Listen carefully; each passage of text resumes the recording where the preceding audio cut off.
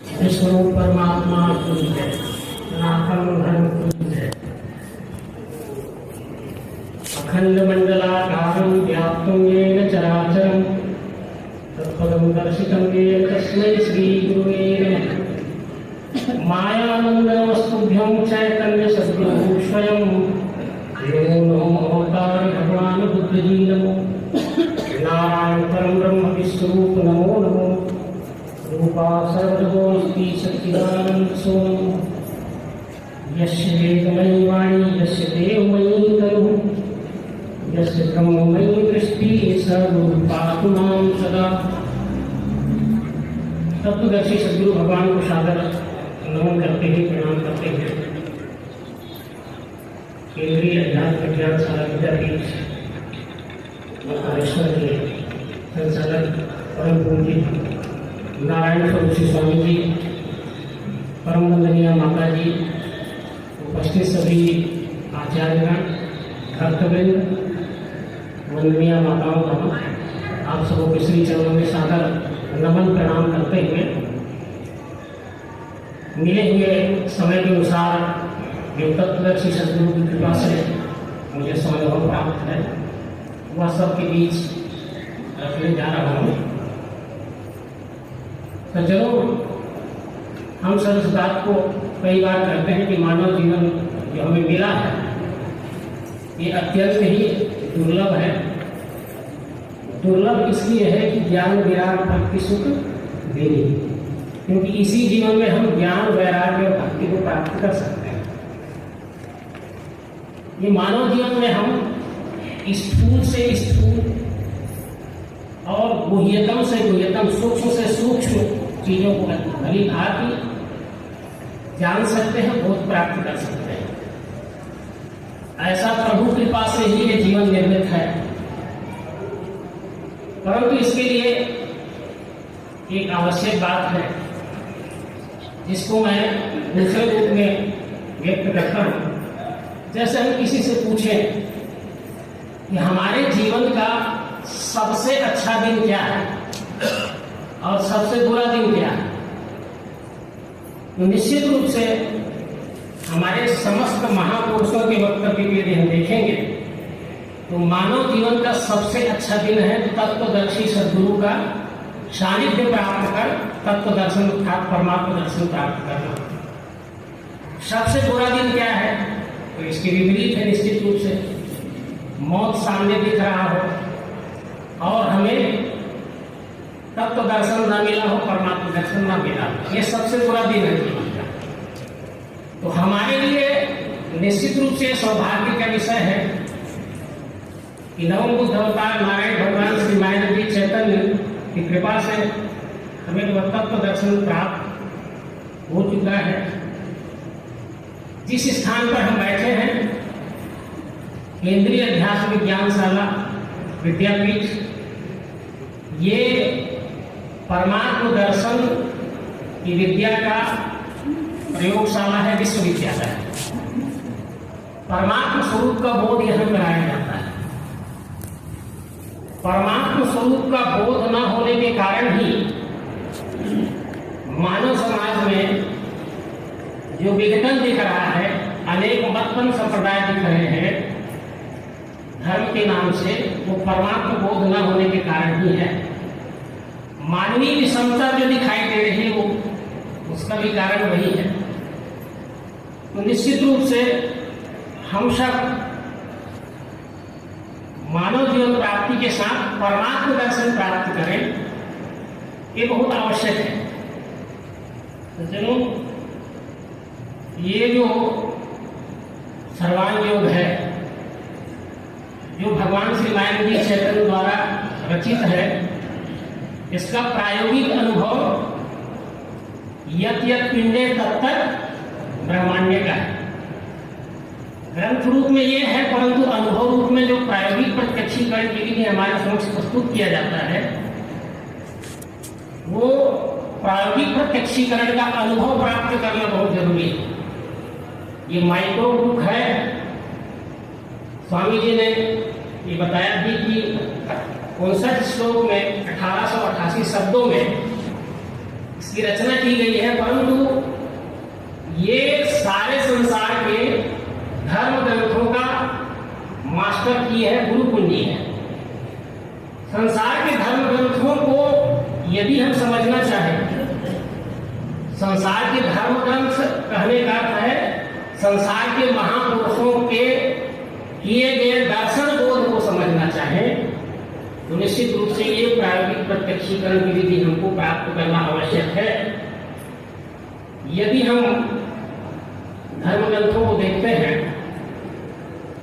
तो भगवान श्री मायानंद चैतन्य ने जो ये वैदिक विज्ञान विद्या प्रायोगिक प्रत्यक्षीकरण की विधि हमारे समक्ष प्रस्तुत की है, ये पूर्व अवतारों के द्वारा दी गई विद्या का परंपरा प्राप्त विद्या ही है। इसे ही भगवान श्री कृष्ण ने गीता के 4थे अध्याय में ये कहा है कि मैंने ये स्थायी योग आदि में सूर्य से कहा, मनु ने सूर्य से पाया, इक्ष्वाकु मनुष्य गए। ऐसे परंपरा प्राप्त राज ऋषियों को मिला सो बहुत काल जाने से पार शुरू हो जाए। वही ये पुराना योग आज मैंने तुझे कहा, भक्त है तू सखा मेरा इससे श्रेष्ठ भेद है। तो जो परंपरा प्राप्त विद्या है, वैदिक विज्ञान विद्या है, जिससे निज प्रभुमय देखने जगत का स्वरूप दिखता है, वो अवतार की परंपरा है और यही सतयुगी विद्या है। क्योंकि महापुरुषों ने परमात्मा का एक नाम क्या किया है? सत। सत नाम, परमात्मा को सत कहा जाता है। सत स्वरूप का बोध जब हृदय में समाहित होता है, हमारे चित्त में बैठ जाता है, तभी आनंद की अनुभूति होती है। इसीलिए परमात्मा का एक नाम सच्चिदानंद है। उस सत का बोध जब हम प्राप्त कर लेते हैं, तभी हमारा सत व्यवहार प्रारंभ होता है। सत आचरण जिसको कहते हैं, सत व्यवहार, सत्यम प्रीहितम चयत, सत्य बोलना, ईमानदारी से चलना, सबके साथ प्रेम में व्यवहार करना, ये कब प्रारंभ होता है? जब हम तत्वदर्शी सद्गुरु के माध्यम से प्रायोगिक प्रत्यक्षीकरण की विधि से इस विश्वरूप का बोध प्राप्त कर लेते हैं। देखिए, इस सारे संसार में जो अविद्या है, जो भ्रम है, उसका मूल कारण यदि हम देखें तो 3 प्रमुख कारण है, जिसको गीता में स्पष्ट किया गया है, जिसके कारण गीता को हम आज प्रमुखता से, भगवान श्री नारायण चैतन्य ने भी इस गीता को प्रमुखता दी और गीता में सारा गीता हृदय भी लिखा। गीता में ये बताया गया है, अवतार का ज्ञान है, भगवान श्री नारायण चैतन्य ने भी उसी बात को स्पष्ट किया है। इसीलिए तो यत् यत् पिंडे तब तक ब्रह्मांडे का बोध दिया। क्या क्या 3 बातें हम नहीं समझ पा रहे, इसीलिए भ्रम हुआ, इसीलिए ज्ञानता हमारे में आई। इस चराचर सृष्टि के रूप में जो कुछ भी दिखाई दे रही है, ये हमको पृथक पृथक दिखाई दे रही है, अलग अलग दिखाई दे रही है। ये अलगाव के कारण ही द्वैत का व्यवहार होता है, और द्वैत ही पाप है। कोई चीज हमसे दूर है या हमसे उसका कोई संबंध नहीं है, ऐसा जब हम समझते हैं, तभी तो हमारा दुर्व्यवहार होता है। इसीलिए भगवान श्री कृष्ण ने कहा कि यथाभूत पृथक भाव एकस्थम अनुपस्थिति तत् एवं च विस्तार ब्रह्म संपत्ति यत् यत् पेटे तत् तत् ब्रह्मांड। ये चराचर सृष्टि में जो पृथकताएं दिख रही है, अलग अलग स्वरूप दिख रहे हैं, इसमें एकत्व का बोध होना ही ब्रह्म दर्शन है। गीता के प्रत्येक अध्याय में लिखा है ब्रह्म विद्यायाम योग शास्त्र। गीता ब्रह्म विद्या है। भगवान श्री कृष्ण ने अर्जुन को जो ब्रह्म विद्या दी, उसी को बाद में लिख करके ग्रंथ रूप में प्रस्तुत किया गया। ब्रह्म बोध इसी प्रायोगिक प्रत्यक्षीकरण की विधि से अर्जुन को भगवान श्री कृष्ण ने दी। तो प्रथम बात जो है, जो पृथकताएं दिख रही है, इसमें एकत्व का दर्शन होना आवश्यक है। ये खुला आकाश, खुली आकाश के कारण हम अलग अलग जो दिख रहे हैं, इसमें एकत्व हमको दिखना आवश्यक है। दूसरी बात, जो खंड खंड दिख रहा है, उसमें अखंड खंडता का दर्शन होना बहुत जरूरी है। खंड खंड दिख रहा है। तीसरी बात जो है, सारा संसार की ओर हम जब देखते हैं तो सब विनाशी दिखता है, सब विनाश हो रहा है, परिवर्तित हो रहा है। तो विनश्यस्तु अविनश्यंतम या पश्यति सत्य, विनाश होते हुए जो स्वरूप है उसमें अविनाशी का दर्शन हो जाए। खंड में अखंड का दर्शन, भिन्नत्व में एकत्व का दर्शन और विनाशी में अविनाशी का दर्शन होना बहुत आवश्यक है। जो ये प्रायोगिक प्रत्यक्षीकरण की विधि से हमको प्रत्यक्ष बोध होता है निश्चित रूप से, इसके सिवाय कोई दूसरा उपाय नहीं है। यद्यपि लोग कहते हैं कि परमात्मा तक पहुंचने के अनेक उपाय हैं, लेकिन इसको हम यदि प्रयोग के तौर पे देखें तो ये सही नहीं है। जैसे मेरे को भारत जाना है, भारत देश जाना है, तो कहां से जाऊं मुझे बताइए? भारत में ही मैं हूं, भारत यही तो भारत है जहां सब है, तो यहां से और कहां हमें जाना है? ये बताना पड़ेगा कि जहां तुम हो यही तो सब भारत है। तो ये भारत है और ये नहीं जाना है। इसी प्रकार परमात्मा को हम खोज रहे हैं, परमात्मा कहां है? उसके लिए अनेक रास्ता कहां है? तत्वदर्शी सद्गुरु ये बतला देते हैं कि कहो सब आप सहित हो गए, क्षर अक्षर यह भेद बताएगा कल हमको कल। किसी भी बड़े से बड़े विद्वान को आज पूछिए, आज वर्तमान समय में, तो उनका एक ही जवाब होता है, परमात्मा के संबंध में पूछिए कि परमात्मा कहाँ है, तो कहेंगे कण कण में है। कुछ लोग कहेंगे कण कण में, तो कण कण में है तो इस कण में कैसे है तो नहीं बता पाते। कुछ लोग कहेंगे परमात्मा सगुण साकार है, कुछ लोग कहेंगे परमात्मा निर्गुण निराकार है, कुछ लोग कहेंगे परमात्मा बिंदु स्वरूप है, कुछ लोग कहेंगे परमात्मा प्रकाश स्वरूप है, कुछ लोग कहेंगे परमात्मा श्वास के स्वरूप में है, सोहम सोहम। तो भिन्न भिन्न जो परमात्मा के संबंध में अलग अलग जो बातें हो गई है, भगवान श्री राम की चैतन्य ने वह युक्ति दे दी कि जिससे चराचर विश्व की मान्यताएं एक सूत्र में बंध जाती है। इसको प्रायोगिक प्रत्यक्षीकरण की विधि से कई बार दिखाया जा चुका है। 5 ज्ञानेंद्रिय से दिखने वाले 5 तत्व जो है, शब्द स्पर्श रूप रसगंध के रूप में आकाश वायु अग्नि पृथ्वी को ही हम संपूर्ण विश्व में अखंड भाव से देखते हैं। उसको अपने सहित आदि मध्य अंत रहित देखते हैं। इन 5 में भी एक विशेषता है, कहने में 5 है पर रहने में 1 है। ये शब्द स्पर्श रूप रसगंध यही हमने देखा, परंतु किसी को हम कहें कि अलग अलग 5 कटोरियों में इसको रख दो तो हो जाएगा क्या? नहीं हो सकता। क्यों नहीं हो सकता? क्योंकि ज्ञानेंद्रिय देखने के 5 है, वस्तु तो एक ही है। इसी प्रकार मन से हमने त्रिगुण का दर्शन इसी में किया, वो त्रिगुण भी 3 नहीं है, 5 और 3 8 मिलकर क्या है? एक ही है। 8 का जो लय स्थान साम्यावस्था जिसे कहते हैं, ये साम्यावस्था के रूप में, महत ब्रह्म के रूप में, क्षर के रूप में, सगुण के रूप में, साकार के रूप में संपूर्ण विश्व में प्रत्यक्ष इसका बोध हमको हो रहा है। तो ये क्षर सगुण साकार क्षेत्र अपरा माया प्रकृति दुर्गा, जिसके अनेक नाम है धर्म ग्रंथों में, ये सब प्रत्यक्ष हो गया इस प्रायोगिक प्रत्यक्षीकरण की विधि से। जिसको क्षर कहते हैं, जिसको सगुण कहते हैं, जिसको साकार कहते हैं, जिसको क्षेत्र कहते हैं, अपरा कहते हैं, प्रकृति कहते हैं, सब प्रत्यक्ष दिखने। ये धर्म ग्रंथ की चाबी है, मैंने जो कहा गुरु कुंजी है। हम पहले जिसकी केवल बात करते थे, बड़े बड़े विद्वान कहते हैं परमात्मा सगुण साकार है, पर उनसे पूछिए सगुण साकार किसको कहते हैं?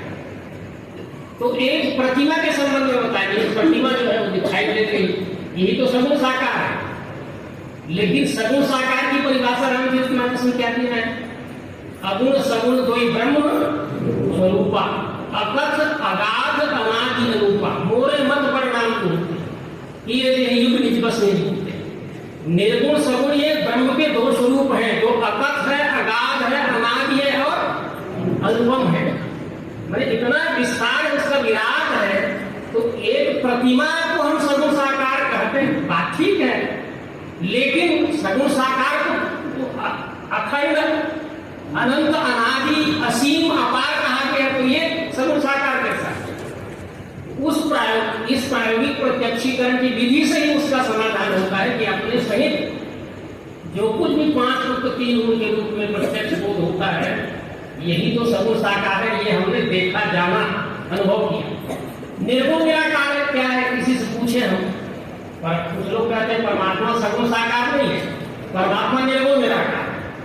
उनसे भी पूछे कि निर्गुण निराकार किसको कहते हैं, तो निर्गुण निराकार ये बताएंगे कि जो दिखता नहीं है, या फिर कहेंगे कि जो जैसे इलेक्ट्रॉन नहीं दिखता उसी प्रकार परमात्मा नहीं दिखता, जिस प्रकार वायु नहीं दिखता उसी प्रकार परमात्मा निराकार है, नहीं दिखता।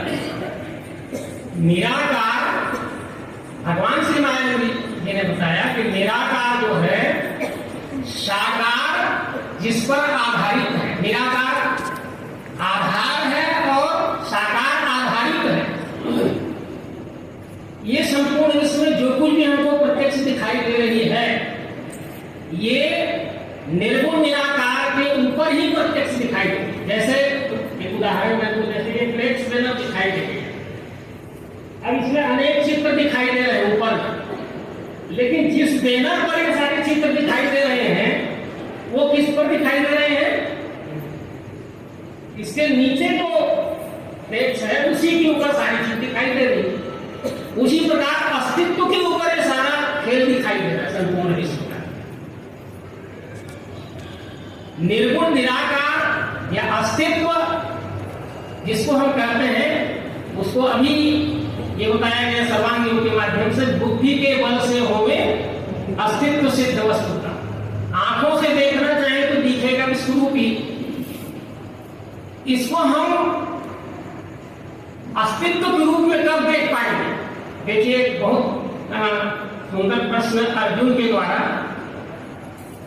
भगवान श्री कृष्ण से किया कि मुझे अव्यय आत्मा का दर्शन कराइए। भगवान श्री कृष्ण ने अर्जुन पूछते हैं, तो भगवान श्री कृष्ण क्या उत्तर देते हैं?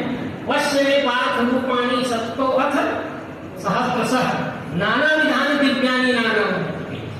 यही तो सब अव्यय आत्मा है, यही तो आत्मा है। भगवान श्री कृष्ण ने उत्तर दिया। हम भी समझ नहीं पाएंगे ये सब आत्मा कैसे है। सब बुद्धि के द्वारा ही दिखता है कि जो कुछ भी है सब तो है, सब अस्तित्व ही तो है। जैसे पहले हम क्षर स्वरूप का दर्शन करते हैं, फिर अक्षर स्वरूप का दर्शन करते हैं, फिर पुरुषोत्तम स्वरूप का दर्शन करते हैं, और जब पुरुषोत्तम स्वरूप का बोध हो जाता है तो क्या कहते हैं? दृश्य साकार वही है निराकार भी वही, दोनों का धाम भी वो है, उसको सब है का, तो सब तो परमात्मा स्वरूप ही है, सब आत्म स्वरूप ही है। जब हमने क्षर का दर्शन कर लिया, जब अक्षर स्वरूप का दर्शन करेंगे तो क्षर का भास समाप्त में सब अक्षर ही दिख रहा है। आंख से देखें तो भी है दिख रहा है, त्वचा से छुए तो भी है ही दिख रहा है, जिह्वा से चखेंगे तो क्या दिख रहा है? है ही तो दिख रहा है, सब है ही है। तो और है ही, ये है ही जिसको निर्गुण निराकार कहा गया है, अस्तित्व कहा गया है। आकार उसका जिसको हम आकार कहते हैं वो सीमित भावना में देख के कहते हैं। ये मोबाइल का आकार है, ये माइक का आकार है, ये मिश्री का आकार है, परंतु ये मोबाइल का आकार, ये माइक का आकार, ये मिश्री का आकार, ये सब आकार किस पर आधारित है? जैसे जल के ऊपर तरंग फेन भ्रम भूतुदार सर्वम स्वरूपेण जलम यथा चिदय देहाद्यम देहाद्यमंतमेतत् सर्वम चिदय एकदम। जैसे जल के ऊपर तरंग फेन भ्रम बुद्ध का स्वरूप दिखता है, लेकिन बुद्धि के बल से हमें अस्तित्व सिद्ध वस्तु का एक तरंग फेन भ्रम बुद्ध भी क्या है? जल ही तो है ना। तो बुद्धि की दृष्टि से यदि हमने 5 ज्ञानेंद्रिय और मन की दृष्टि से देखा तो क्षर स्वरूप का दर्शन, लेकिन बुद्धि की दृष्टि से देखेंगे तो सब अक्षर ही है। बस समय पार्थ रूपाणी सत्वत सहस्रशः नाना विधान दिव्यानि नाना। परंतु क्षर अक्षर दो भाव में फंस जाते हैं। क्षर अलग है, अक्षर अलग है। सगुण अलग है, निर्गुण अलग है। तो क्षर सगुण निर्गुण साकार निराकार में भ्रमित है सारे संसार के लोग, क्योंकि परमात्मा के संबंध में आए हुए जो शब्द है धर्म ग्रंथों में, वो सतयुग से लेकर कलयुग तक भूलता नहीं, शब्द नहीं भूलता, पर शब्द के जो यथार्थ है, शब्द का जो लक्ष्य है वो भूल जाता है। सगुण साकार तो कहना ही पड़ेगा, निर्गुण निराकार कहना पड़ेगा, पुरुषोत्तम कहना पड़ेगा। लेकिन सगुण साकार किसको कहते हैं, निर्गुण निराकार किसको कहते हैं, पुरुषोत्तम किसको कहते हैं, नाम किसको कहते हैं, इसका बोध नहीं होता, जानकारी नहीं होती। तो इस प्रकार जब बोध हो जाता है तब एक ही वस्तु में जानो कल्पित भाव की निज रूप लखाने को वेदों में करते हैं।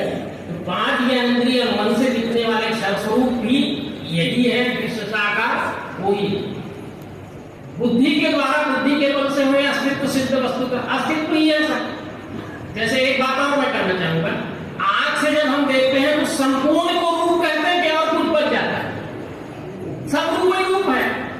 त्वचा से हमने छुआ तो सबको क्या कहा, स्पर्श ही स्पर्श। मन तक के हमने देखा तो सबको क्या कहा, सब क्षर स्वरूप है और कुछ बचा नहीं है। लेकिन बुद्धि के द्वारा हमने देखा तो सब अक्षर स्वरूप है, सब आत्म स्वरूप है। लेकिन अंत में मैं बच गया तो मैं क्षर कहूं कि अक्षर कहूं, अंत में यह बोध होता है तत्वदर्शी सद्गुरु के द्वारा, जो कुछ भी है सब मत्तः परतरं नान्यत् किंचित् अस्ति धनंजय मयि सर्वमिदं प्रोक्तं सूत्रे में, सब परमात्मा स्वरूप है। इसीलिए गीता में जो बात आई है कि परमात्मा में जगत है कि जगत में परमात्मा है, पहले तो हमको जगत स्वरूप दिख रहा है, लेकिन जब परमात्मा को जान लिए तो जगत नाम का चीज समाप्त हो जाता है। ये भी कहा गया कि परमात्मा स्वरूप का बोध होती है मनुष्य भवसागर से तर जाता है, ऐसा सुने हो। मनुष्य जब परमात्मा स्वरूप का बोध प्राप्त करता है तो भवसागर से तर जाता है। भवसागर से तरने का अर्थ क्या है कि भवसागर नाम की चीज ही नहीं है, यह बोध हो जाता है। परमात्मा ही परमात्मा है, मत्तः परतरं नान्यत् सर्वं खल्विदं ब्रह्म। जब परमात्मा स्वरूप भी है तो अन्य चीज स्वीकार करने की जरूरत नहीं है, लेकिन व्यवहार के लिए सब हम करते हैं। जैसे एक और उदाहरण से चीजें जल्दी समझ में आती हैं। ये मेरा शरीर है, आप देखेंगे तो शरीर है, निश्चित रूप शरीर की सेवा सभी अंग कर रहे हैं, शरीर की सेवा कर रहे हैं। अब अलग से शरीर को खोजिए तो कहां है शरीर, इसका नाम हाथ है, इसका नाम सिर है, इसका नाम पेट है, इसका नाम पीठ है, इसका नाम पैर है। तो किसकी सेवा कर रहा है, सेवक सेव्य भाव की निभाव करी होगा, परस्पर एक दूसरे की सेवा कर रहे हैं। परंतु ये अपने आप को अंश मान करके इसको शरीर अंशी मान के सेवा कर रहा है। यहाँ पे इसको देखेंगे तो ये शरीर को पूरा अंशी मान करके सेवा कर रहा है, और एक दूसरे की सेवा ही तो कर रहे हैं। इसीलिए देश में देखेंगे, देश के स्तर पर भी देखेंगे, सरकार कौन है किसको बोले, कौन सबसे बड़े शक्तिशाली है, हम कहेंगे प्रधानमंत्री और राष्ट्रपति। लेकिन राष्ट्रपति और प्रधानमंत्री बनाए किसको, वो किसने बनाया, जनता के ओर से ही तो राष्ट्रपति और प्रधानमंत्री बने। तो जनता बड़े हैं कि प्रधानमंत्री बड़े हैं, कौन बड़े हैं कौन छोटे हैं, वो बड़े छोटे कहा अपराध, छोटा बड़ा कुछ नहीं, सब समान। तो इस प्रकार संपूर्ण विश्व परमात्मा स्वरूप ही है, कहा वो सब आप देखोगे। तो इस प्रायोगिक प्रत्यक्षीकरण के बोध से हमको यह ज्ञात होता है कि परमात्मा के अतिरिक्त कुछ नहीं है, सारी चीजों का समाधान यही आकर के होता है। इसे ही ज्ञान कहते हैं धर्मशास्त्रों में, जिसको ज्ञान विज्ञान कहा जाता है। ज्ञान विज्ञान, ज्ञान में हम सब विज्ञान एकदम लक्ष्यांश। देखिए सद्गुरु परंपरा या अवतार परंपरा क्या है, उपनिषद ग्रंथों में दिया गया है, आत्मने वारे दर्शने श्रवणे मत्या विज्ञाने नैनम विदितम सर्वम, विज्ञाने नैनम विदितम सर्वम। ये उपनिषद में कहा गया है, 1000 साल पहले कहा गया है, विज्ञाने नैनम विदितम, विज्ञान दृष्टि प्राप्त करोगे तो सब चीजें स्पष्ट समझ में आ जाए।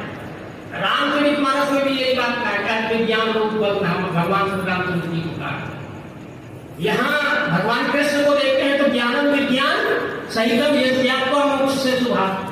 भगवान श्री नारायण जी चैत्र में कहते हैं कि यही विज्ञान की रीति साक्षात्कार स्वरूप का, इसी का बोध होने से तो अवतार परंपरा में ये प्रायोगिक प्रत्यक्षीकरण की विधि और जिसको आज विज्ञान खोज कर रहा है उसको हमारे ऋषि मुनियों ने, महात्माओं ने पहले ही कर दिया कि यह संपूर्ण विश्व था, है और रहेगा। इसमें का एक तिनका भी समाप्त नहीं किया जा सकता और उसे ही सत्य कहते हैं। नाश तो विद्यते भाव न भाव विद्यते सतः उभयोर विष्णु तस्योन तत्वदर्शी।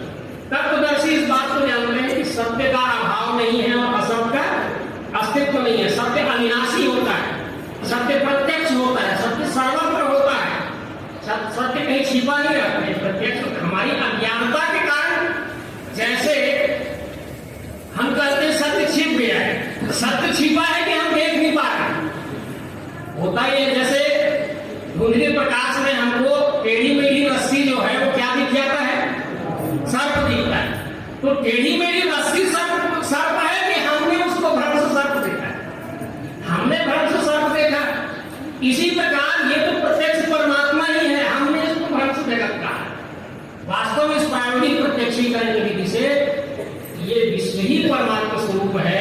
ये प्रायोगिक प्रत्यक्षीकरण की विधि से हमने जब जाना, देखा और जिसको भी वो ये बोध हो जाता है, निश्चित रूप से सारे मत पंथ संप्रदायों का एकीकरण का स्थान यही है। यही प्रायोगिक प्रत्यक्षीकरण की विद्या है जिससे संसार के मत पंथ संप्रदायों का एकीकरण होगा। सब कहते हैं सबका मालिक एक है, लेकिन वो एक कहाँ है ये बताते नहीं है। एक कहाँ है, एक कहाँ है तो उसे को खोज रहे हैं, कोई साथ में आंसू, कोई क्षीर समुद्र, कोई बैकुंठ लोक, कोई इधर उधर खोज रहे हैं।